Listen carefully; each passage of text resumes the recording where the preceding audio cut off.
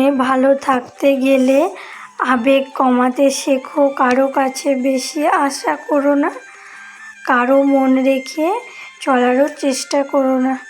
কারণ সবার মন রেখে চলার চেষ্টা করতে করতে একটা সময় দেখবে তুমি নিজে আর চলতে পারছো না। আর সবার মন রেখে চলতে গেলেও কিন্তু সবার মন যে তুমি পাবে সেটাও কিন্তু হয় না। সেই জন্য কারো থেকে বেশি আশা না করাটাই বেশি ভালো। তো চলো, গুড মর্নিং এভরিওয়ান। তোমরা সবাই কেমন আছো? আশা করি তোমরা সকলে খুব ভালো আছো আর সুস্থ আছো। তোমাদের ভালোবাসায় আমরাও বেশ ভালোই আছি। সকাল সকাল ঘুম থেকে উঠে এই যে প্রতিনিয়ত যে কাজগুলো, সেই কাজগুলো দেখতে পাচ্ছ শুরু করে দিয়েছি।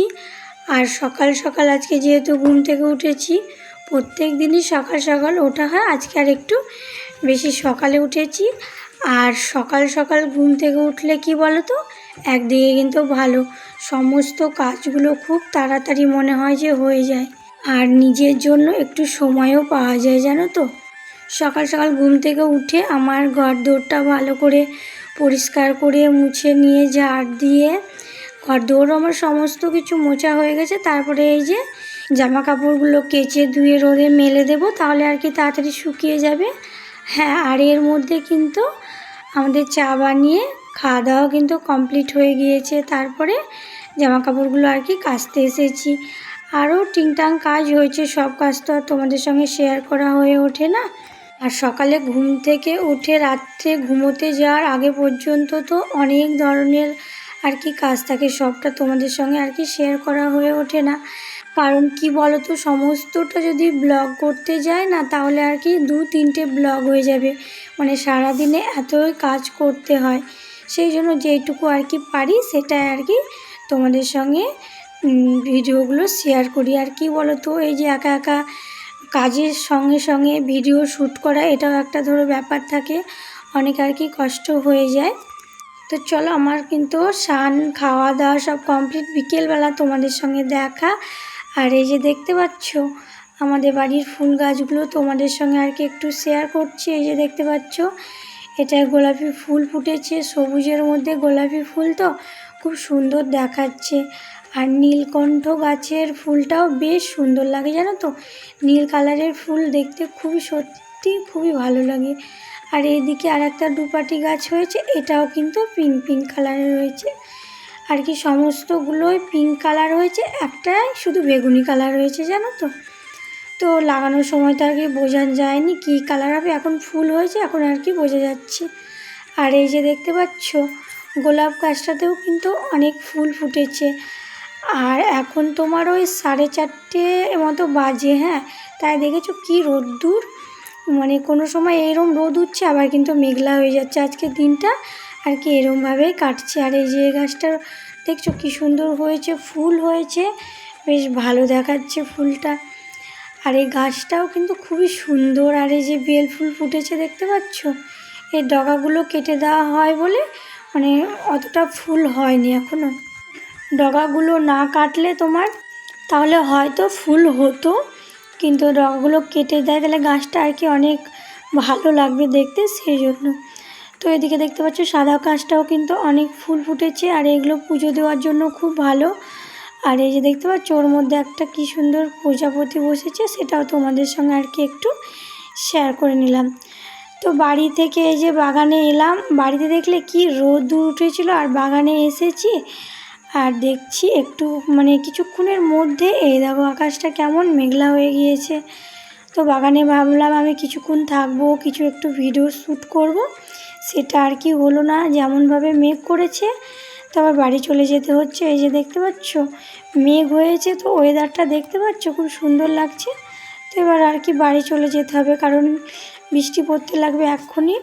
ভাবলাম গাছে কয়েকটা কামরাঙা হয়েছে, তো ওইগুলো তুলবো, তা আর কি হলো না বৃষ্টির জন্য। কি করব, কিছু করার নেই, সামনের দিন দেখা যাক।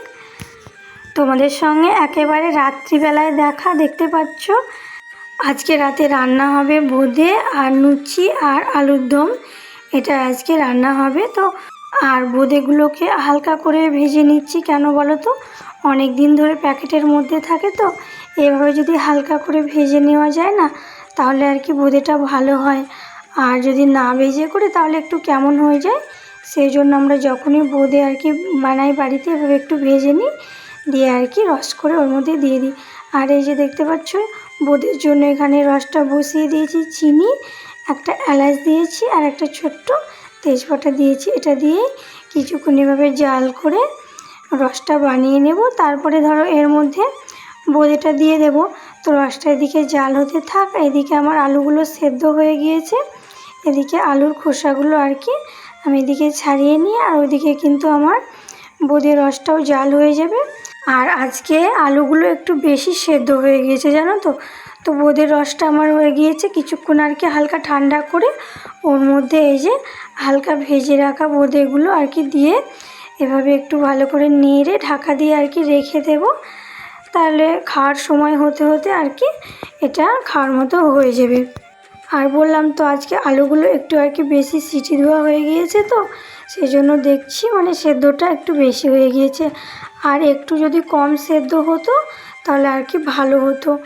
আর আজকে আলুগুলো প্রেসারেই সেদ্ধ করে নিলাম। এই আলুগুলো আমাদের বাড়ির জমির তো তোমার ছোটো ছোটো অনেকগুলো আছে, তো ভাবলাম ওটা দিয়ে আর কি আলুর দমটা বানাবো। তো আমি ওদিকে আলুর খোসাগুলো ছাড়িয়ে নিচ্ছি, আর এদিকে বোঁদেটাও আমার রসে দেওয়া হয়ে গিয়েছে। আর ছেলেকে দুধ খাওয়াবো বলে আবার একটু দুধটা বসিয়ে দিলাম, ওকে এখন আর কি একটু দুধ দিয়ে মুড়ি দিয়ে খাইয়ে দেব। আর এইদিকে দেখতে পাচ্ছ মশলাটা কিন্তু আমার কষানো হয়ে গিয়েছে। এটা আলুর দমের মশলাটা কষাচ্ছি এখানে। এর মধ্যে একটু তোমার আদা আছে আর একটু জিরে, আর দেখতে পাচ্ছ কাঁচা লঙ্কা দিয়েছি, আর তোমার জিরে, গোটা জিরে, মানে যা মশলা আর কি নিরামিষে দেওয়া হয় ওইগুলোই দিয়েছি। আমরা এমনিতেই মশলা একটু কম খাওয়ারই চেষ্টা করি, তাহলে কি বলো তো শরীরটা আর কি একটু ঠিক থাকবে। আর বেশি মশলাপাতি বেশি রিচ খাবার খেলে শরীরটা দেখবে অনেকটা খারাপ করে। মানে সুস্থ থাকার জন্য কম মশলাপাতিটা খাওয়াই প্রয়োজন। আমরা বাড়িতে যে রেগুলার রান্না হয় তাতে কিন্তু আমরা অল্প পরিমাণেই মশলা দিই, কিন্তু বাড়িতে হয়তো আত্মীয় এলো সেটা আলাদা ব্যাপার কয়েকদিন, কিন্তু আমাদের রেগুলার রান্নাতে আমরা একটু মশলাপাতি কম খাওয়ারই চেষ্টাটা করি জানো তো। তোমাদের সঙ্গে গল্প করতে করতে দেখতে পাচ্ছ আমার মশলাটা কিন্তু কষানো হয়ে গিয়েছে। আর তোমাদের বললাম আজকে আলুটা একটু বেশি সেদ্ধ হয়ে গিয়েছে, সেই জন্য আলুগুলো আর আলাদা করে ভেজে নিলাম না। না হলে পরে কি বলো তো আমি আলুগুলো আলাদা ভেজে নিই, তারপরে আর কি মশলার মধ্যে দিই। তো আজকে আলুগুলো যেহেতু বেশি সেদ্ধ হয়ে গিয়েছে, আমি যদি আলাদা করে ভেজে নিতে যাই তাহলে আর কি ভেঙে যাবে বেশি। তার জন্য ভাবলাম একেবারে মশলার মধ্যে আর কি দিয়ে ভালো করে কিছুক্ষণ আর কি ভেজে নেব, তাহলে আর কি হয়ে যাবে। আর এরকমভাবে কার কার তোমার আলুর দম খেতে ভালো লাগে অবশ্যই কিন্তু কমেন্ট করে জানাবে। আর এইভাবে কষিয়ে এর মধ্যে একটু জল দিয়ে দেবো। আলুগুলো যেহেতু সেদ্ধ করা সেই জন্য অল্প একটু জল দিলেই হবে। আর নামানোর আগে একটু কি বলো তো গরম মশলা দিয়ে নেব, তাহলে আর কি ভালো হবে। আর এই যে দেখতে পাচ্ছ আমার আলুর দমটা কিন্তু রেডি হয়ে গিয়েছে। তো আলুর দমটা তো রেডি হয়ে গিয়েছে, এইদিকে লুচিগুলো আর কি বেলে নিচ্ছি। আর আমার কি বলো তো লুচি বেলতে কিন্তু খুবই ভালো লাগে। লুচি বলি না, রুটি পরোটা সমস্ত মানে যা হয় ময়দার এগুলো বেলতে কিন্তু আমার খুবই ভালো লাগে। তো লুচিগুলো বেলে নিয়ে এই যে ভাজা শুরু হয়ে গিয়েছে দেখতে পাচ্ছ। আর এরকম যদি ফুলকো ফুলকো লুচি হয় তাহলে তো কোনো কথাই নেই, খুবই ভালো লাগে, ভাজতেও ভালো লাগে আর খেতে তো অবশ্য ভালো লাগেই।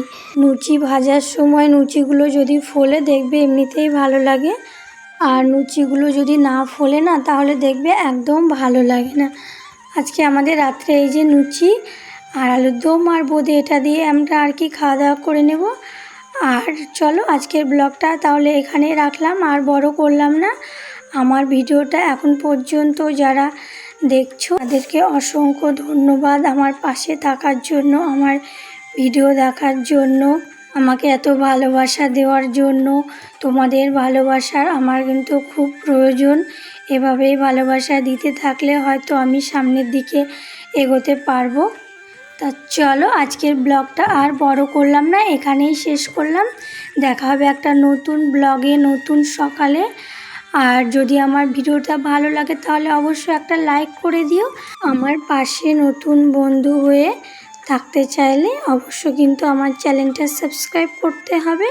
তাহলে কিন্তু আমার ভিডিওটা ছাড়া মাত্র নোটিফিকেশানটা তোমাদের কাছে চলে যাবে আর তোমরা আমার ভিডিওটা দেখতে পারবে।